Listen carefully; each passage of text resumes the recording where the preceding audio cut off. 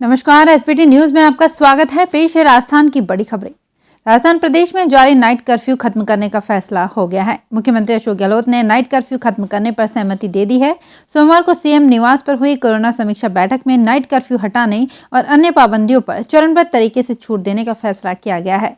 अब गृह विभाग इस संबंध में औपचारिक आदेश जारी करेगा। इसके बाद संबंधित 13 जिलों के कलेक्टर कर्फ्यू हटाने पर आदेश जारी करेंगे। बैठक के बाद सीएम ने लिखा, निवास पर कोविड समीक्षा बैठक में प्रदेश में रात्रिकालीन कर्फ्यू समाप्त करने और कुछ छूट चरणबद्ध रूप से देने का निर्णय लिया है, लेकिन हेल्थ प्रोटोकॉल्स को अपनाना आवश्यक होगा, अन्यथा फिर से संक्रमितों की संख्या बढ़ सकती है। ये नौबत नहीं आनी चाहिए कि पुनः सख्ती करनी पड़े। कोरोना के बाद से ही बंद पड़े कॉलेज और यूनिवर्सिटी वापस खुल गए हैं। उच्च शिक्षा विभाग की ओर से फिलहाल यूजी और पीजी अंतिम वर्ष की कक्षाओं को शुरू करने का फैसला लिया गया है। स्कूल शिक्षा में जहां बच्चों में पहले दिन स्कूल आने को लेकर खासा उत्साह नजर आया, तो वहीं उच्च शिक्षा में ये उत्साह कम ही देखने को मिला। जयपुर में Maharani College, Commerce College, Rajasthan College, Maharaja College और राजस्थान यूनिवर्सिटी में विद्यार्थियों की संख्या बहुत कम रही। कॉलेजों में जहाँ महज 10 से 15% उपस्थिति ही देखने को मिली, तो वहीं यूनिवर्सिटी में भी यही हालात थे। कोरोना महामारी के बीच पिछले साल मार्च माह में बंद हुए प्रदेश के स्कूल आज 10 माह बाद एक बार फिर से खुले। शिक्षा राज्य मंत्री गोविंद सिंह डोटासरा आज सीकर जिले के कई स्कूलों का औचक निरीक्षण करने पहुंचे। रिंगस इलाके के राजकीय उच्च माध्यमिक विद्यालय बावड़ी में व्यवस्थाएं देख शिक्षा मंत्री ने स्टाफ को जमकर फटकार लगाई।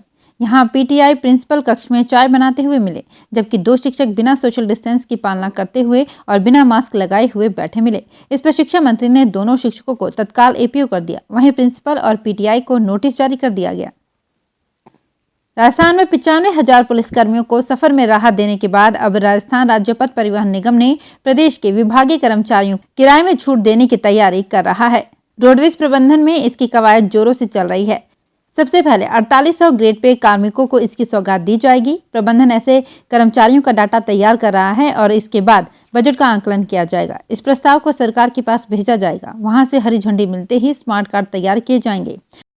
सांभरलेक क्षेत्र की ग्राम पंचायत बरोडोती में चल रही मनरेगा कार्य का निरीक्षण सरपंच मूलचंद गुर्जर और कनिष्ठ सहायक रूप नारायण कुमावत ने किया, जहां पर 19 श्रमिक अनुपस्थित पाए गए। इस पर सरपंच मूलचंद गुर्जर ने श्रमिकों को कहा कि मनरेगा कार्यों पर कोई श्रमिक कोताही नहीं बरते और पूरा कार्य समय पर करे। इस अवसर पर सार्वजनिक तलाई खुदाई मोड़ के पास कार्य पर 9 श्रमिक अनुपस्थित मिले और सार्वजनिक तलाई खुदाई बावरियों की ढाणी के पास कार्य पर 10 श्रमिक अनुपस्थित मिले। दौसा जिले में रात के समय बिजली आने पर फसलों में पानी भराने और आवारा पशुओं से अपनी फसलों की रखवाली करने के लिए किसानों को रात खेतों में ही काटनी पड़ रही है। सरकार न किसानों को दिन के समय बिजली दे रही है और न ही खेतों में आने वाले आवारा पशुओं से नुकसान के लिए कोई इंतजाम कर रही है। इस समय रबी की फसलों का सीजन है। रबी की फसलों में कहीं पहला तो कहीं पर दूसरा पानी दिया जा रहा है। करीब 9 माह से अधिक समय घर में गुजारकर छुट्टियों से तंग हो चुके विद्यार्थियों के चेहरों पर सोमवार को खुशी नजर आई। कोरोना संक्रमण संकट के चलते गत वर्ष मार्च में बंद विद्यालयों में सोमवार से कक्षाओं का संचालन फिर से शुरू हुआ। महीनों बाद विद्यार्थियों ने ऑनलाइन की बजाय शिक्षकों की समक्ष और सहपाठियों के साथ बैठकर ऑफलाइन पढ़ाई का आनंद लिया। वीरान से लगने वाले विद्यालयों में विद्यार्थियों के आने से रौनक लौट आई। हालांकि अभी कक्षा 9 से 12वीं तक के विद्यार्थियों को ही विद्यालयों में पढ़ने की अनुमति दी गई है। इसके लिए भी कई तरह के नियम कायदे बनाए गए हैं। महान कृष्ण भक्त मीराबाई के राजस्थान में कृष्ण भक्ति की एक और इबारत लिखी जा रही है।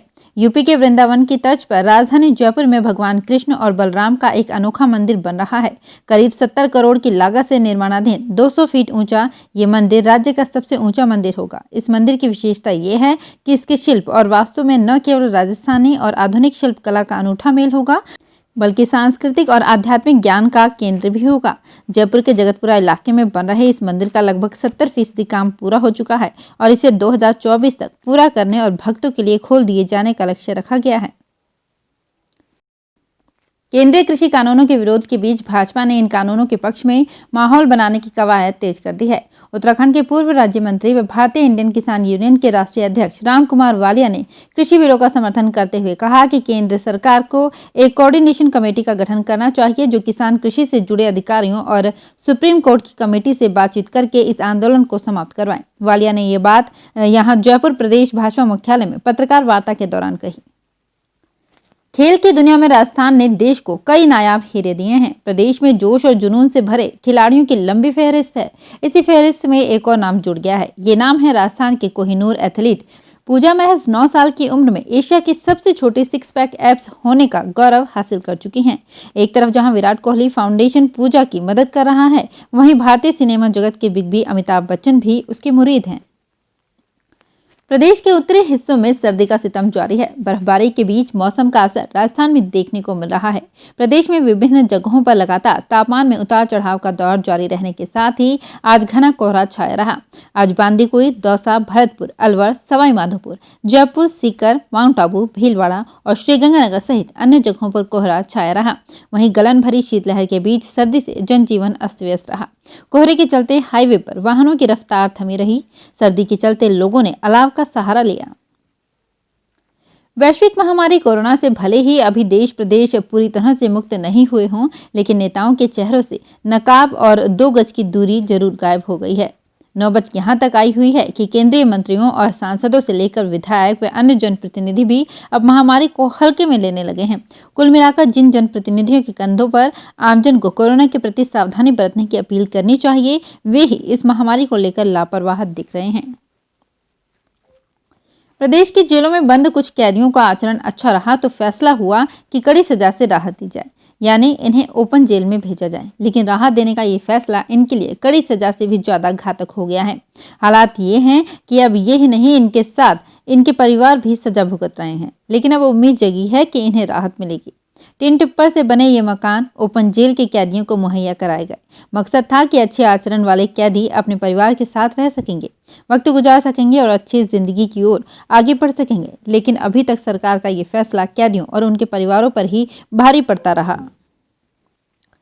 Chambal river front coaching city Kota की काया पलट करने जा रहा है। चंबल रिवर फ्रंट के जरिए कोटा शहर के विकास को लेकर कई नवाचार किए जा रहे हैं। इसके तहत जहां कोटा शहर को ट्रैफिक सिग्नल मुक्त किया जाएगा, वहीं यहां दुनिया की सबसे बड़ी घंटी लगाए जाने की भी तैयारियां कर ली गई है। नगरीय विकास मंत्री शांति धारीवाल ने अपने इस ड्रीम प्रोजेक्ट के बारे में बताया कि कोटा शहर निकट भविष्य में देश का पहला एवं दुनिया का दूसरा शहर होगा जो यातायात सिग्नल मुक्त होगा। जयपुर से सुबह 7:40 के करीब उड़ान भरनी थी, लेकिन सूरत में मौसम खराब होने की वजह से एयरपोर्ट प्रबंधन ने एयरलाइन उड़ान संचालन की अनुमति नहीं दी। एयरलाइन ने पहले यात्रियों को खराब मौसम की सूचना भी नहीं दी। बोर्डिंग होने के बाद यात्रियों को बताया गया कि उड़ान 2 घंटे अधिक देरी से रवाना होगी। तो फिलहाल इस बुलेटिन में इतना ही। फिर हाजिर होंगे कुछ और बड़ी खबरों के साथ। एसबीटी न्यूज के वीडियो देखने के लिए हमारे चैनल को सब्सक्राइब करें और नोटिफिकेशन पाने के लिए बेल आइकन को प्रेस करें।